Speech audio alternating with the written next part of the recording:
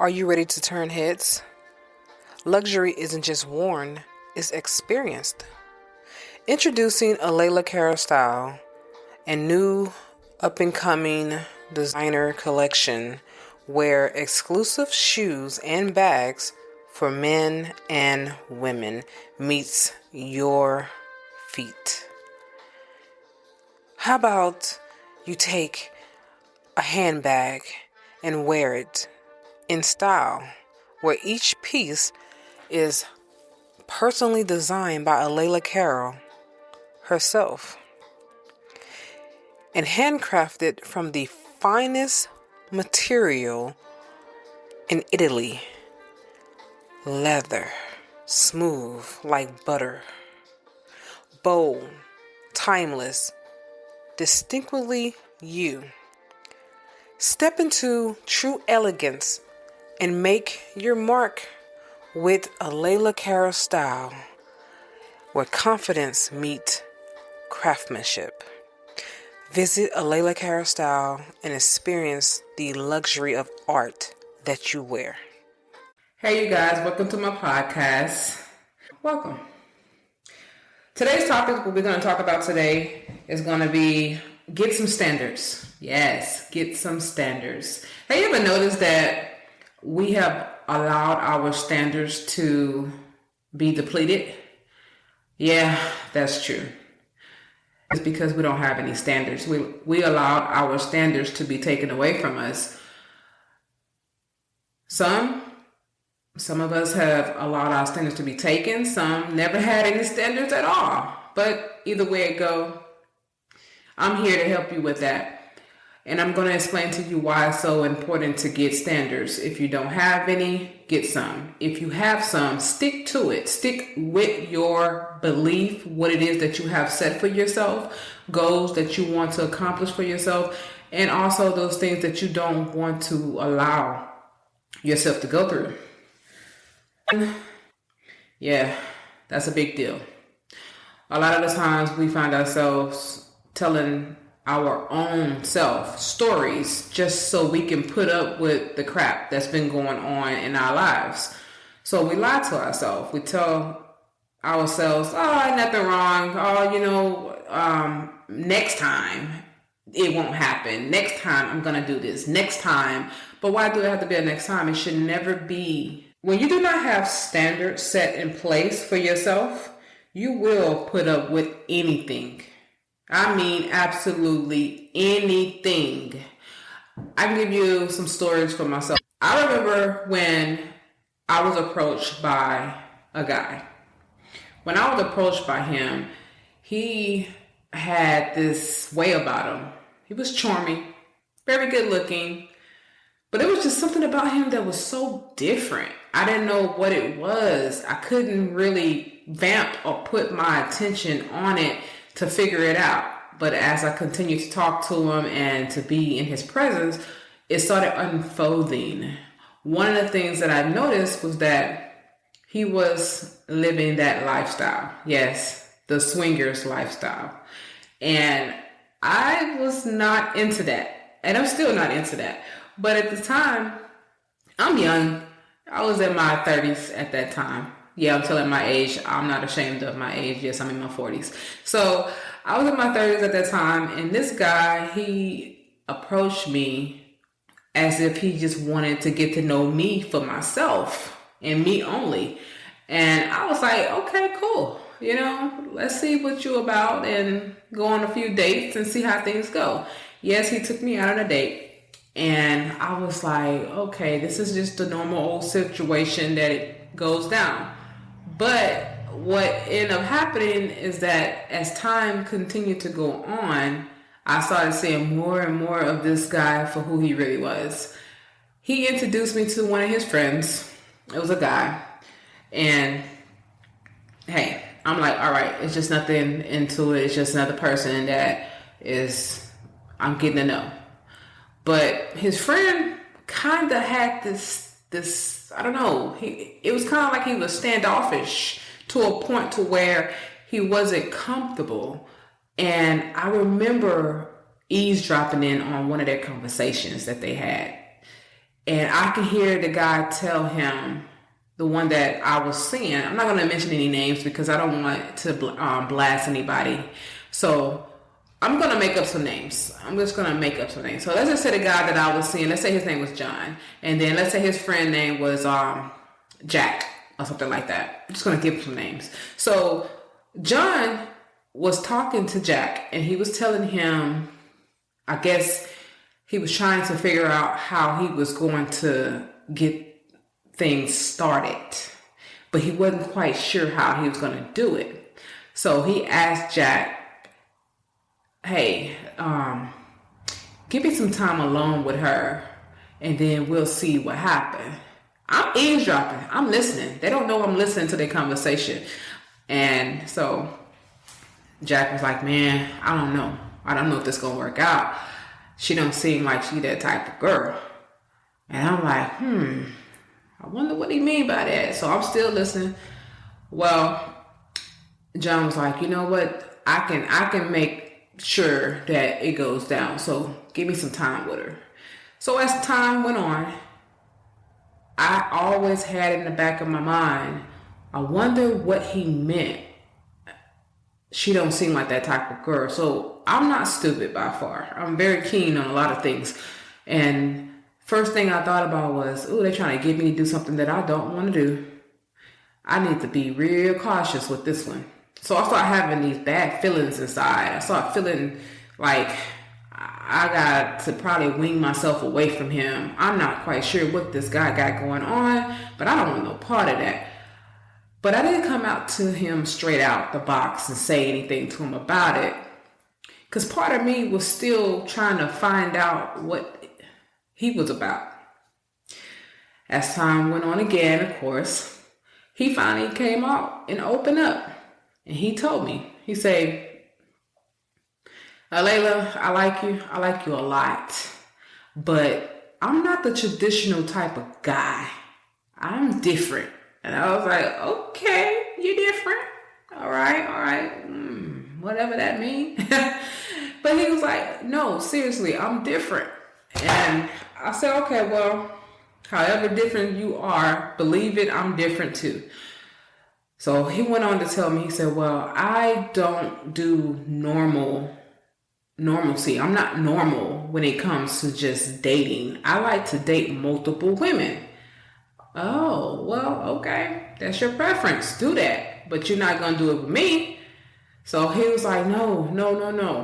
What I'm saying is that I like you, but I can tell that you're not into that. I can tell by the way you talk, the things you say, you're not into that. And I don't want to put you into that world, but I'm being honest with you. I would love to have you there with me. I said, nah, that ain't going to happen. I'm not going to do it. That's not what I do. And he went on to try to convince me. The way he did was he told me, I'm going out of town and I want you to come with me, but I won't be by myself. I'm going to have some other females with me. So I want to introduce you to them. At that moment, when he went there with me, I knew that he was trying to force it up on me, but in a slick way. In my mind, I was thinking, you know what? If I go on this trip with him, I'm actually going to be stuck. I'm going to be in a situation where I'm going to be put into a situation where I'm not going to have any control. And then I'm going to feel like I might have to be on my own yet again in a situation that I was in once before. So this is not my first go rodeo with people, with guys especially, trying to get something out of me that I'm not into, So I was thinking like, nope, I can't do that again. I can't allow a man to put me in a situation where I have to fend for myself, by myself. So I told him, no, I'm not going to go. So what I mean by this is that I broke it off with him right then and there because I had in my mind, in my feelings, in my gut, that this dude was going to try to force a lifestyle on me that I did not want. I had standards. My standards was that I don't share my men with other people. That's not my life. I don't like it. And I don't want to. I'm stingy. And yes, I am very stingy when it comes to my man. When it comes to sharing what I am supposed to have that is sacred, it's nice. And I don't want to share it with another woman or another man. It's just the way it goes. So, anyways, well, I said another man, but I'm just saying a man, period. Anyway, so you're going to get some standards. Let's see what the scripture says about standards. First off, God even has standards. God has standards. Y'all don't understand that. You might not think that he do, but he do. God has standards. The standard that God has is principle. It's called principles. One of the principles that he have is for us to have is gratitude. So when we come to God, we must come to him with gratitude. We can't come to him demanding our way like we just supposed to have it and you're gonna do it because we're supposed to have it. No, you gotta have gratitude. You have to be grateful for what God has already given you, which is your heart, your life, breath in your body. Another principle is humility. Being able to humble yourself into his presence. You don't come to God in his presence all with your chest out like you created yourself. No, you did not create yourself. God created you. So you have to humble yourself in his presence. Another principle is forgiveness. Forgiveness is all through the Holy Bible. He talks about it because we're sinners.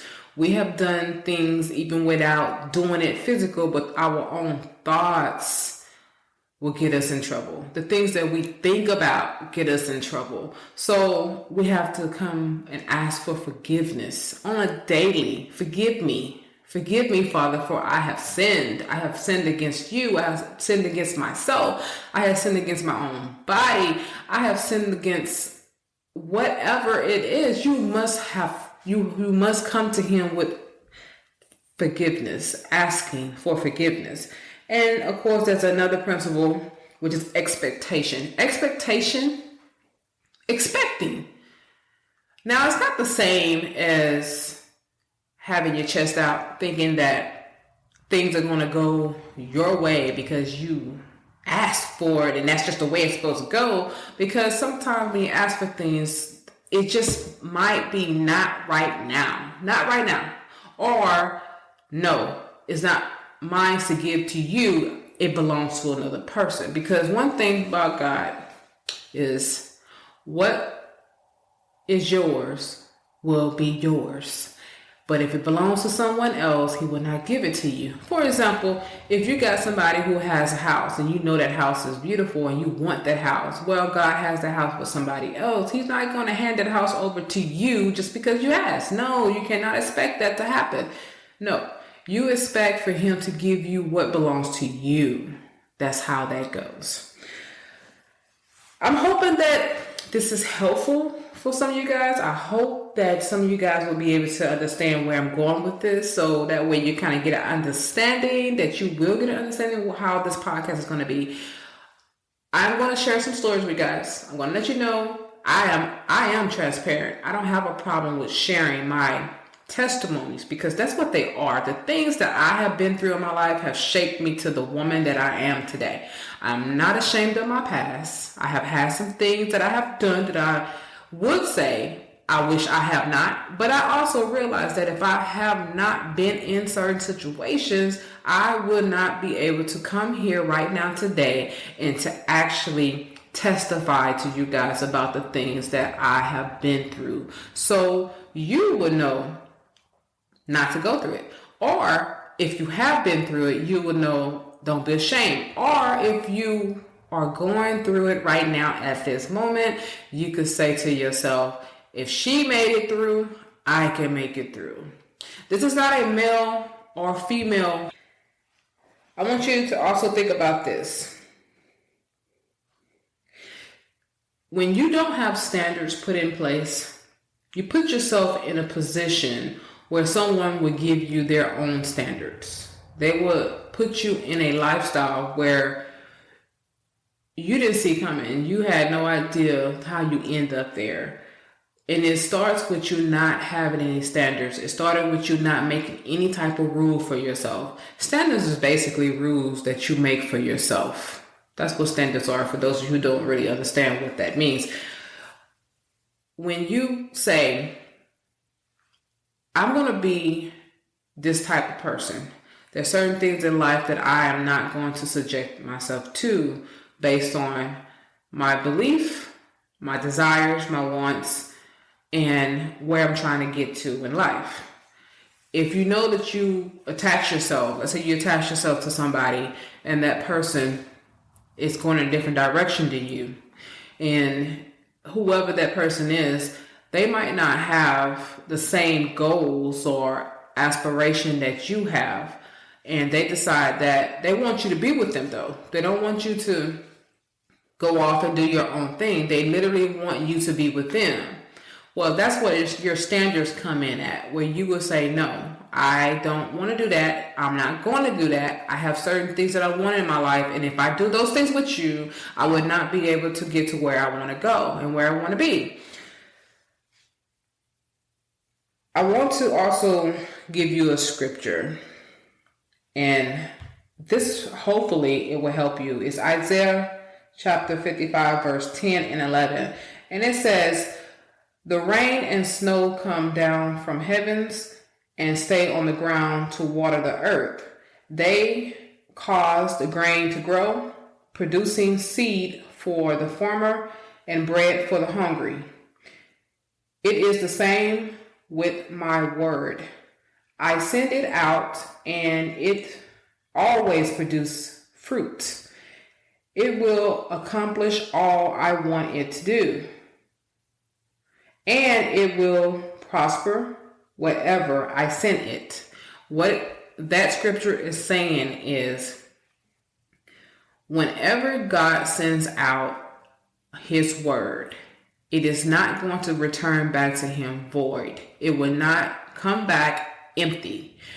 And let me give you some examples. Some examples is this. Let's say you're a parent, you have children. You tell your kids one thing, but then you do another. So let's say mom. Mom says, do not go in that refrigerator. And if you go in that refrigerator, I am going to punish you.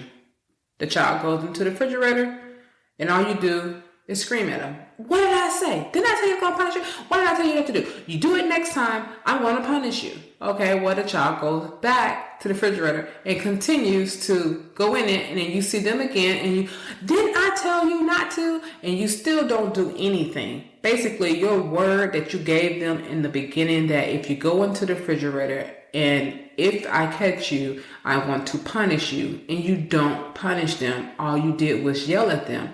You just sent out the wrong message to them. First off, your word returned back to you void. It did not accomplish what it was sent out to do, because what your message was, your word was sent out to literally get them to understand that they need to listen to you, because there's consequences in whatever it is that they do not do, that you told them not to do. If you tell them not to go in the refrigerator, then they are not supposed to go into the refrigerator. If they go into the refrigerator, then there will be consequences, which would be the punishment. And if you don't give them the punishment, then you just sent out a word that returned back to you void, because they did what they wasn't supposed to do, and you did not do what you said you was going to do. That's the example of having standards, making sure that whatever it is that you say you're going to do, you're going to actually do it. I want to share a little story with you. So I know this person, and one of the things that I used to admire about her was that she would say, I would not be in a relationship with a man who cheats on me. I just would not do it. And at first, when I would listen to her talk, I used to say, well, I remember situations where a person cheated on her and she let them go. She did not stay with them. And I'm like, she kept her word. She meant that. But now things have changed. Now things are not like it was. She's got in a relationship with a guy and he does cheat on her. And she chooses to stay. She don't have no problem with leaving, but she makes excuses for it, which means that she's lying to herself. And it's like, why do you not understand that you're being watched? Not only that you're being watched, I remember how your word went out and you said, if a guy cheat on me, I would not stay with him. And it's been proven that the guy cheated on you and you are with him still. Now, we are human, we make mistakes, and we're not perfect, and it's nothing that we could sit here and act like we're better than the next person, because we're not. I know myself. I have done it myself, where I have been in relationships with a guy and he cheated and I stayed. And I was embarrassed with myself that I stuck around. And I said to myself, I'm not letting that happen again. This is just embarrassing. But it happened again. And I'm saying, once again, I'm not going to let that happen again. And yet, it happened again. It did. I was like, you know what? I had somebody come to me. It was a guy. Grown man. My neighbor. Matter of fact, he was my neighbor. And he told me, he said, I have been watching you. I've been paying attention to you. You're very smart. You're very intelligent. But what I don't understand is, why are you with that guy? What is it about him that makes you stay there? Because he don't deserve you. And me personally, I didn't really have any answers for him. I didn't. But one of the things that he went on to tell me was, if you do leave him, don't go back to him. Because he's not going to have any respect for you if you don't stick to your standards. And he was correct. He was totally correct. One of the things I remember about this guy that I was dating, let's give him a name. His name's going to be Sam. So, Sam, let me give you some stories on this one. When I found out that he was cheating on me, I had got a Facebook message from somebody, from one of the people he was messing with, a female. She asked me, who are you to Sam? At this particular time, all I told her was, we're friends. I did not come clean with her with who I was with him. All I said was, we're friends. And she said, well, I noticed that on Halloween, y'all went to the amusement park and you also was at his party that he had with his family. And I was asked, okay, and what do you get at with this? What did that matter? We're friends. She said, no, I'm pregnant with his child right now. And there's another girl who was pregnant with his child who was due any moment. And I was like, what the crap? Are you serious? My heart just sank to the ground. I mean, it dropped. And I'm thinking to myself, what just happened? But I did not want to reveal to her that we was actually together in a relationship. I just wanted to just hear her story, to know what she was going to say. So I continued to entertain her. And I asked her, what you mean the girl is about to have a baby? So you telling me that you pregnant and she's pregnant at the same time? Oh, heck no. And she said, yeah. And she showed me a picture of her. She sent me a picture over, inboxed me a picture of her pregnant.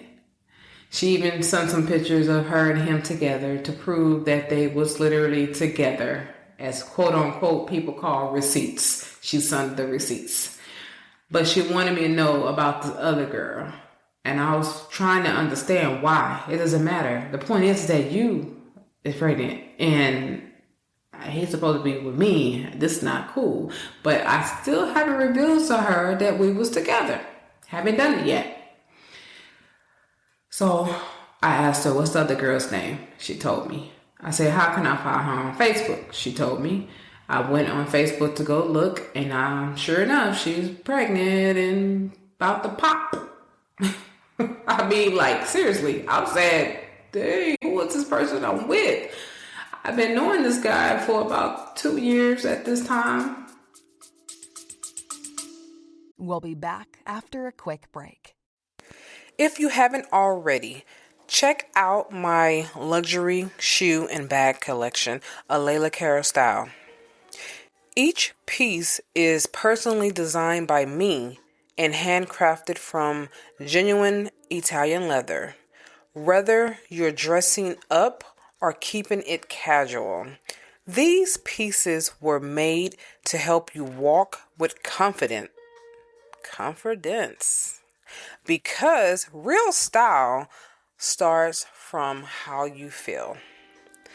Go to ALaylaCarolStyle.com and experience these bold, timeless, and completely all you. Check it out. You might find something you like. But I'm still trying to figure out what's going on. So I decided to take a trip to where he was. I went to his job. No, I did not interrupt him while he was working. He was getting off. So once he was getting off work, I saw he came outside. I got out of my vehicle and I walked up to him and I said, hey. And he was like, hey, what's up? I said, you didn't have to tell me that you have a child on the way. And he's got quiet, didn't say a mumbling word. And that's when I knew that it was true. And I said, no, not only that you have one child on the way, you got another one. So you got 2 babies coming at the same time. Like, seriously, dude. And he still didn't have much to say. He was like, I didn't know. I don't know. He kept mumbling, like stumbling with his words. Like, I don't know. I don't know. What you mean you don't know? Well, they say it's mine. What you mean they say it's yours? Dude, you know what you've been doing. So after I left him, I departed from him. I left. I drove off. I was hurt. I just didn't understand what was going on with that because I clearly wasn't ready to let him go. Yeah. So, silly old me, I stayed. Yeah, I stayed with him. You probably wonder, what the heck is wrong with you? Yeah, as we all can say, what is wrong with anybody? Yeah. But one of the things that he told me was this. That stood with me for a long time. And matter of fact, it still stays with me to this day. We was having a conversation. Not the lady that I talked to over Facebook who got in touch with me, but the other one who I asked what was her information and to go see for myself. She contacted me as well through Facebook. And she sent me pictures of her baby. And this is what she said. All the while you and him are out having fun, I'm having a baby and he don't show up at the delivery room. And I thought about that. And I asked him later that night, I said, hey,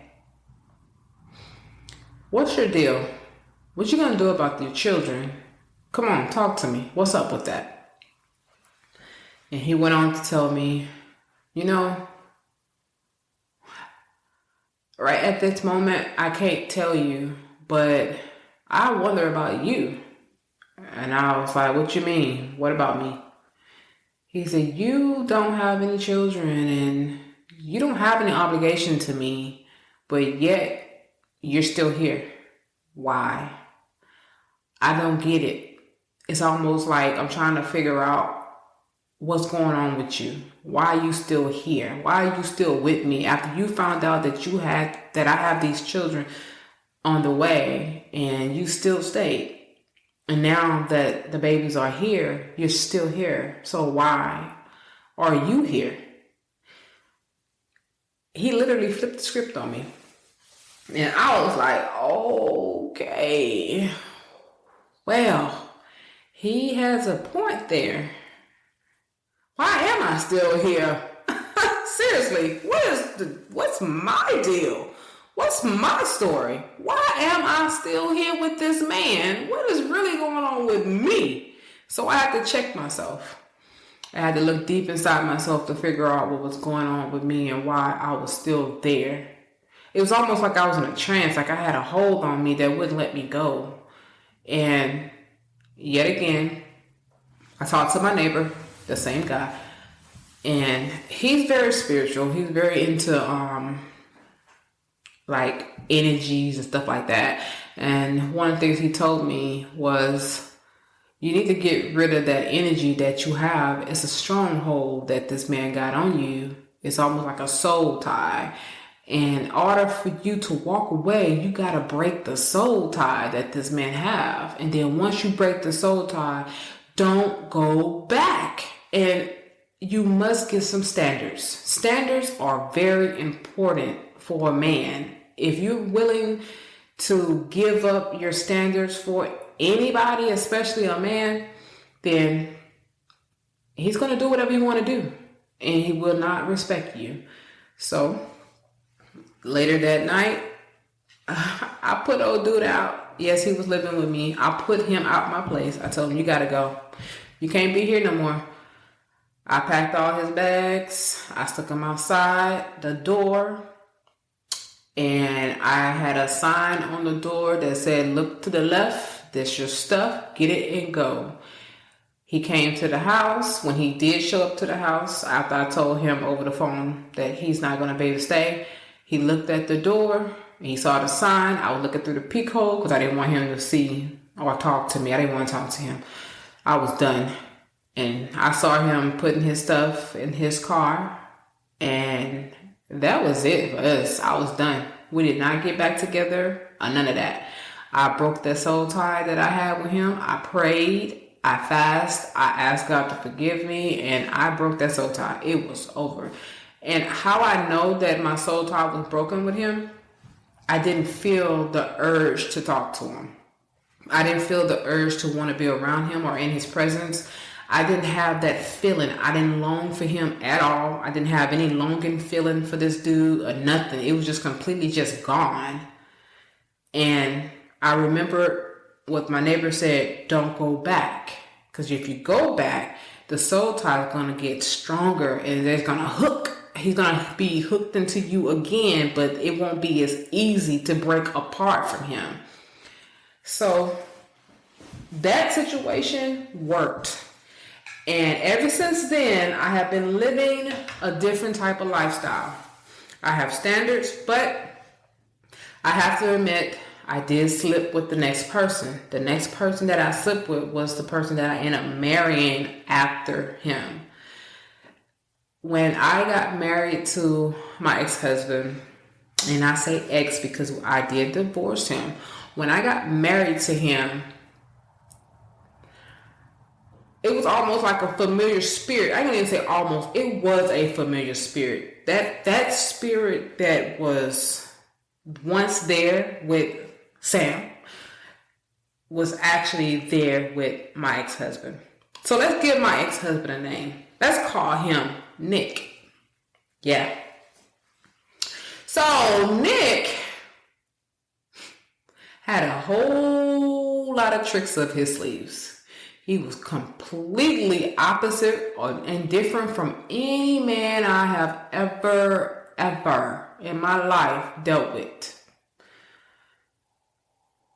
The funny thing about Nick and all the things that was going on with him, I knew what was happening, but it was hard to break loose. It was constantly struggle in my mind that I was dealing with. Why is I'm dealing with this guy? But one of the things I realized was that I didn't heal from Sam.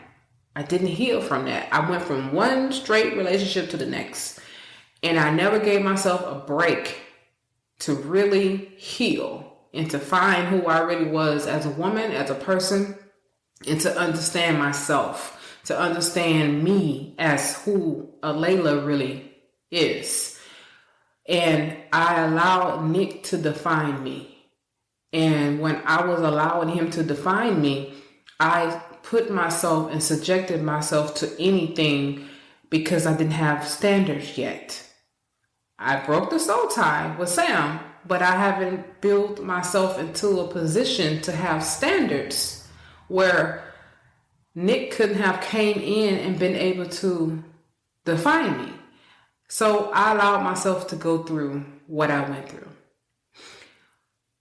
With that story, I have to admit, it took me a minute to want to share this because the pain was real and the struggle was real.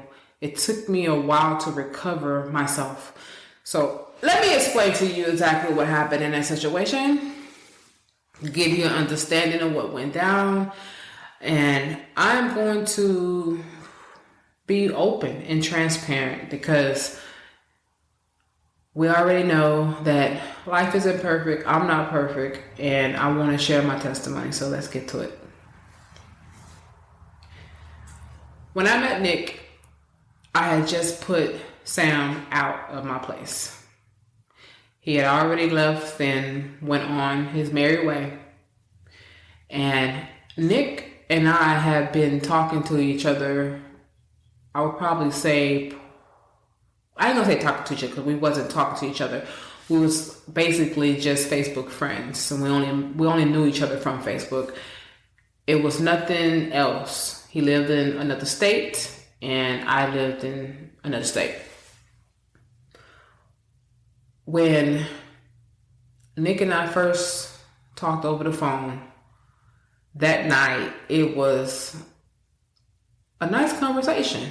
I enjoyed talking to him. But I knew, looking back at it, that wasn't just a nice conversation. It was because he was giving me attention. And I knew that I wanted to feel wanted at that time.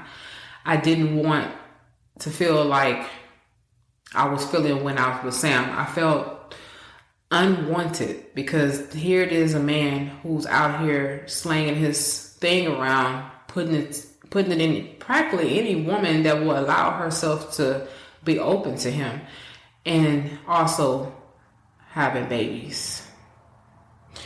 And at that particular time, I didn't have any kids. I wanted to have a kid, and I was getting older. As I was saying to myself, oh, I'm getting older. I need to figure this out. If I'm ever going to get married, I'm ever going to have any children. What is going on with me? Yeah, I was one of those women.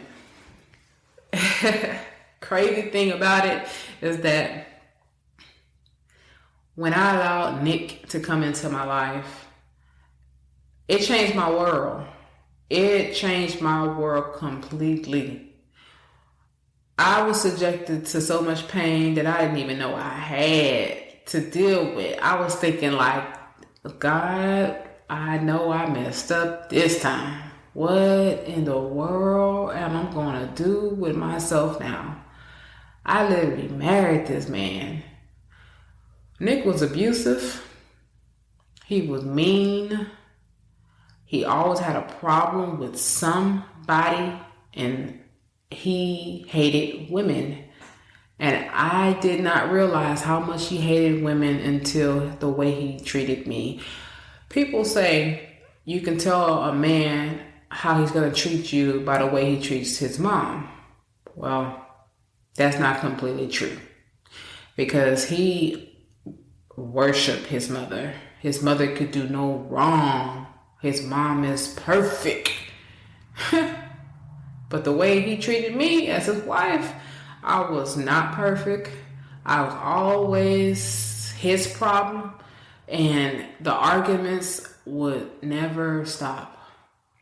Now, I'm not going to sit here and say that the whole marriage was completely bad, because it wasn't. We had our good moments, especially when we would literally sit down and just enjoy the day as it came, or go to a nice jazz concert or something like that. Those was nice. Those times was great. And I looked forward to those times. But when the bad time hit, oh God, they hit. And they hit hard. In this podcast, I will continue to share some more of those stories, because I want anyone who is willing to listen and want some help in their relationship, in their marriage, or just struggling, period, with people, or confidence, to understand that you're not alone. And I don't have no problem with giving you some insight on how you could move around and get out of certain situations. I could tell you it wasn't easy. It was not easy dealing with this man. It was not easy being married.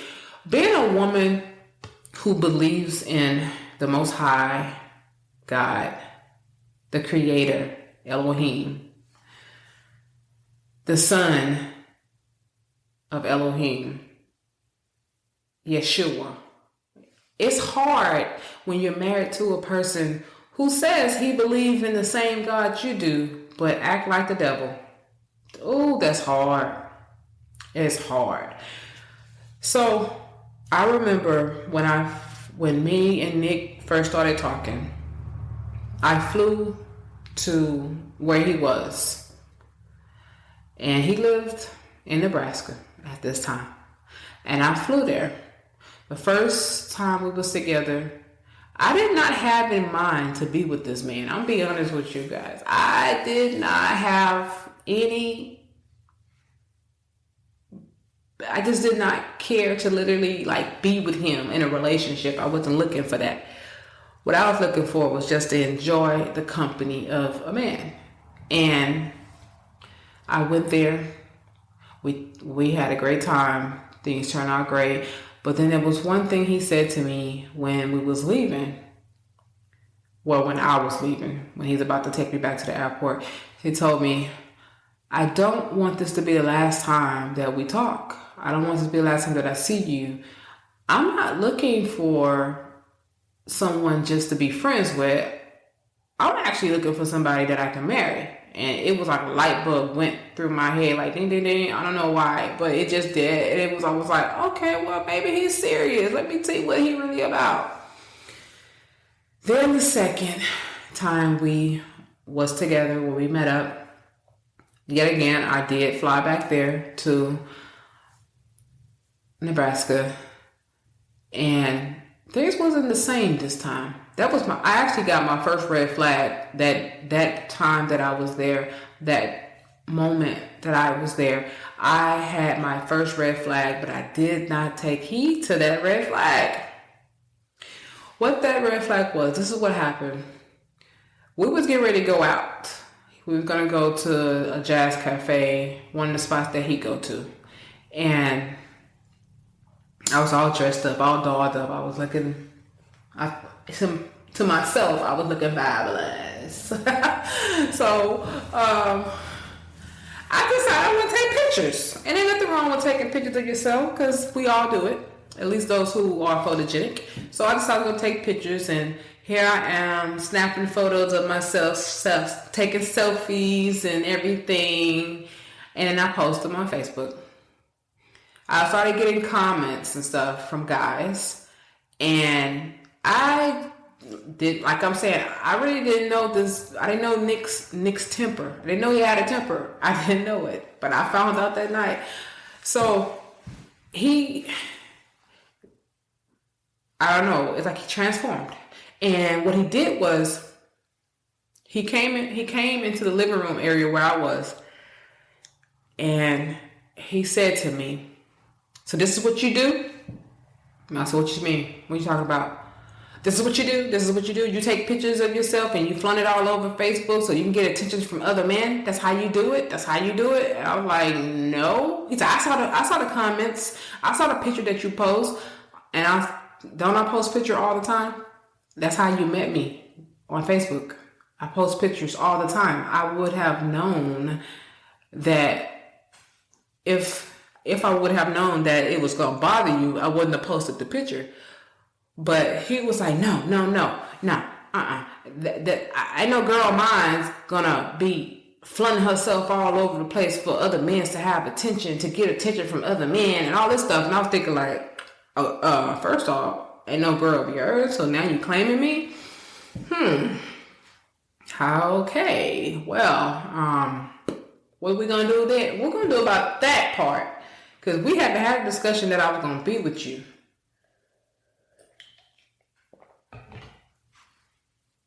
Later that night, we went out.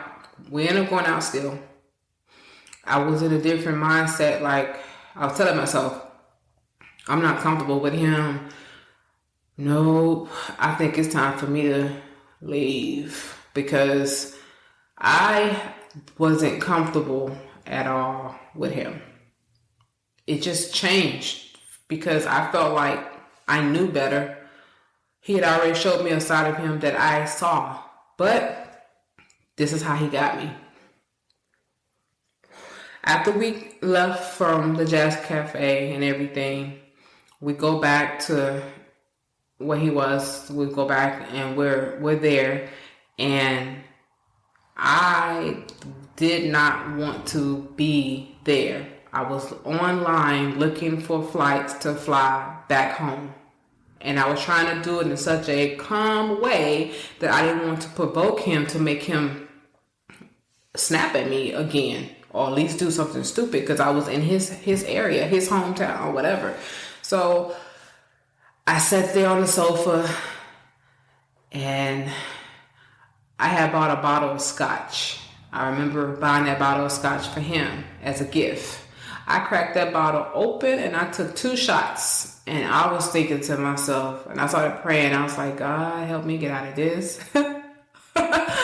So he comes in the living room and he comes up to me and said, let me talk to you. I walk to him and he's telling me, I ain't mean to snap at you. It's just, I'm just trying to see where you coming from. I just don't like for any woman that I'm with to be showing herself to other guys. And one of the things I told him was that I wasn't showing myself. I'm fully covered. I have on a nice pretty dress. It's not provocative, nothing like that. So what are you talking about? But I just read the comment of how the guy was complimenting you, and I didn't like it. And here I go. I didn't mean to just snap at you. Well, I just looked at him and I was still thinking like, I want to go home. I still want to go home. And he's like, if you want to go home, I understand. But I just did not like for any woman that I'm with to be like that. Let me ask you a question. I was like, what? Am I the only guy that you came out to see, or is there others that you traveled to go be with? I said, really? So that's how you see it? Nah, heck no. No, So I'm not that kind of girl. I came out here to see you because I wanted to get to know you, get to be with you, and whatever. That was mistake number 1 on my part. First off, as a woman, never go to where the guy is at. He should always come to you. That was one of my first mistakes that I made. I should have not went to where he was. I should have had him come to me. That's what I should have done. But I didn't do it the right way. Of course, I can chunk it up to my age. I was in my 30s. But no, I'm not going to chunk it up to my age because I knew better. I say I knew better because that situation was unfolding before my eyes, and I knew that I needed to leave. So what better for me to do was to just play it off for the rest of the night and then leave. So the next day I left. And you're probably saying, dang, you went through all that and you still married this fool? Yeah, I did. Anyways, this is why I'm sharing my story, because there's a lot of women out here that do the same thing that I did. Oh, there's so many of us out here. It's pathetic that does it. So I'm just sharing this story because I really want you guys to understand that, we got to make some changes, and we need to start thinking better. We need to improve our thinking. The way we think, it's time to improve it. Change that. But the better way to do it is to look at yourself. Look deep in your heart. Look deep in your soul. Look deep within and figure out what is wrong with you, why you are subjecting yourself to this type of behavior. So let's go on to some more episodes in the story. When all that took place, he ended up calling me, and he had this brilliant thing that he wanted to do.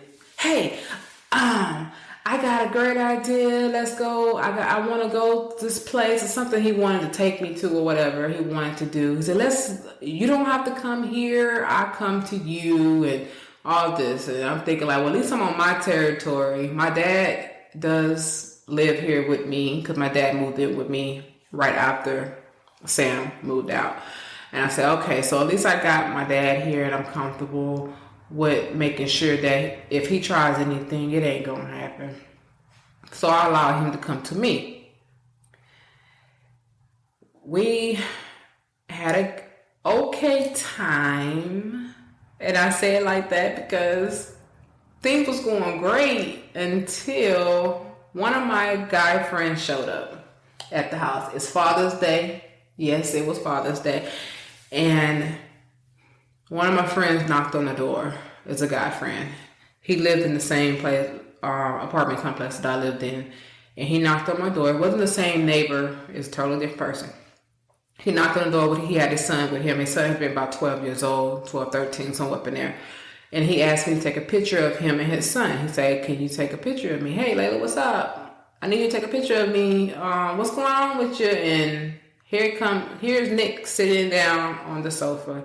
And he got this look in his face. I mean, he is mad. I mean, you can see the flames burning off his damn head. Sorry, I'm trying not to curse and like that, but excuse me if I slip up here now. You can see the flames coming off his head. And I'm like, oh my God. Okay. What am I going to do? Wait a minute. This is my friend. I'm not going to sit here and act like I don't know this guy. This is my friend. So I went on outside with my friend. Let's give him a name. Let's see. Let's name him. We're going to name this person here, Danny. Let's give him Danny. So Danny and his son is outside. And I go out there and I take the picture of both of them. And he tells me, hey, what's up with the dude that you got in your house? What's that about? I said, oh, we just started talking and I'm getting to know him. He's like, man, I don't like that brother already. I say, okay. He said, nah, for real. I don't like the way he was looking. I said, well, how about you come inside and introduce yourself and let's see how that goes. So Danny come in the house. Now, my dad is not there at this time. My dad is somewhere. I don't know where he was, but he wasn't there. So Danny come in the house, and Nick look at Danny upside his head, still sitting on the couch, but he got his hands on his hips, like huffing and puffing. And Danny reached his hand to extend it out to him and say, hey, I'm Danny. Hey, bro, what's up with you? And he was like, hey, I'm Nick. And he was like, okay, well, I'm a Layla's friend and, just saying hi. And he's like, yeah, hi. And then so Danny leaves. Him and his son walk away, they leave. And Nick gets up off that sofa. He walks over to me and he say, so this is how it is? You got dudes walking on up in your house and stuff. They just come on in, huh? They just how it is. It's all free and dandy. They can just come on in your house and just do whatever, huh? And I was like, no. First off, he knocked. What are you talking about? I said, that's my friend. We've been knowing each other for 9 years. We're real cool like that. Oh, so y'all cool like that. So y'all having sex? I said, no, not at all. Not at all. What you mean? What you trying to say? That females can't have friends? That females can't have male friends? That's what you're trying to say? Where I'm from, and keep in mind, Nick is actually 9 years older than me. I forgot to share that information. Yeah, he's 9 years older than me. Where I'm from, in my time, women don't be with men as friendship. If it's like that, it gotta be more going on. And I was like, look, dude, you just study trying to make me out to be some whore or something. This is not me. I don't roll like that. Like, come on. And if I was, why would I be talking to you knowing that how you are right now, the way I'm seeing the way you are right now, I don't like it. Let's say that didn't go too well with my dad. Because this Nick got in my face and was trying to make it seem that I was having sex with my friend. My dad overheard the conversation as he was walking up to the door. He just came inside and he said, I don't know who you are, but you need to get out of my daughter's face. You better find somewhere to go cool down. Because if I ever see you do this again, you and I gonna have it out. And so Nick left. He went for a walk. I was trying to be cool and not like get my dad riled up and everything. So I was trying to feel my way around, trying to talk to my dad about pretty much not getting involved. But I know that that's hard for any dad to see his daughter having some guy in his daughter's face and not say nothing. So I just basically told my dad, don't worry about it. It's not what you think. So let me handle it. Well, I had all those red flags, man, and I still stayed with this dude. So that means that inside of me, there was something going on with me. What was it that was going on with me? I was not having any standards, first off. Then I didn't see myself as the queen that I am today. I didn't see myself valuable enough to understand that I did not have to be with this type of man. I allowed myself to feel like I was only worthy of anyone who would give me the attention that I was desiring from the real person that I really wanted to be with, who was out there having babies with other women. I didn't deal with that situation. That was my problem. I did not handle myself well, and I masked it, and I put myself in a spot where I should not have been in. I was not supposed to have been in that type of position. And I went 5 years with this man, married to this man who literally verbally abused me. That's how it started. Then he went from verbally abusing to financially abusing me because he didn't want to get a job and want to work. Then he went from financially abusing me, adding on spiritual abuse to it. I will talk about those other later topics. And then he also went from that to emotionally abusing me. And the ultimate, what made me put him out and get a divorce, that he went to physically abusing me. When he put his hands on me, that was it. I was done. But it should not have gotten to that point. And I will continue to talk about those stories later as I continue to share more with you to help you to think for yourself, improve your thoughts. I am Layla, Queen. Don't forget to subscribe to my podcast. And check out my website at queendomshiplife.org. Once again, that's queendomshiplife.org. follow me on my website.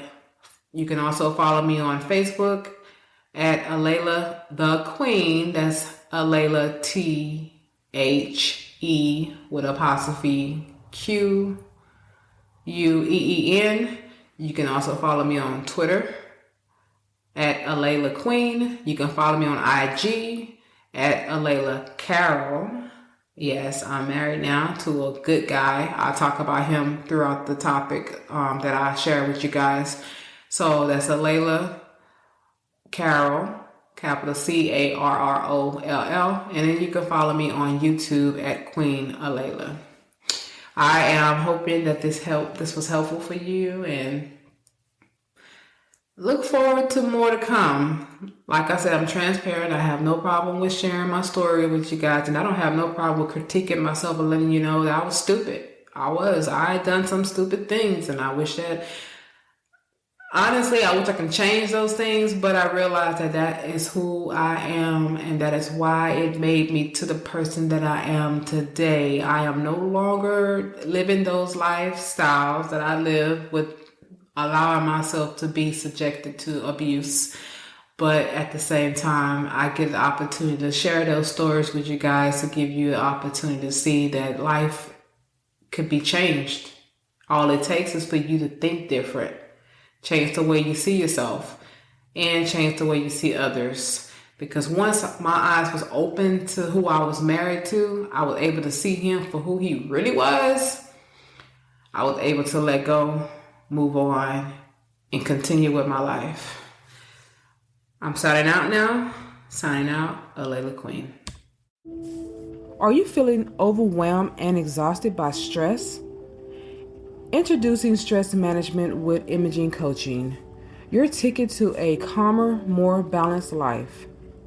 In this journey you will be taking with us here at Imaging Coaching, we'll equip you with powerful techniques and tools you can use to conquer stress, control, and transform your life. From deep breathing exercises to mindfulness practices, you'll discover the tools to relax your mind and body. Come join us on this transformative path and unlock a world of inner peace and resilience. Don't let stress hold you back any longer. Take charge of your well-being today with Imaging Coaching, your stress management team. Discover clarity. Defeat stress through Imaging Coaching at imagingcoaching.com, at imagingcoaching.com, at imagingcoaching.com, at imagingcoaching.com.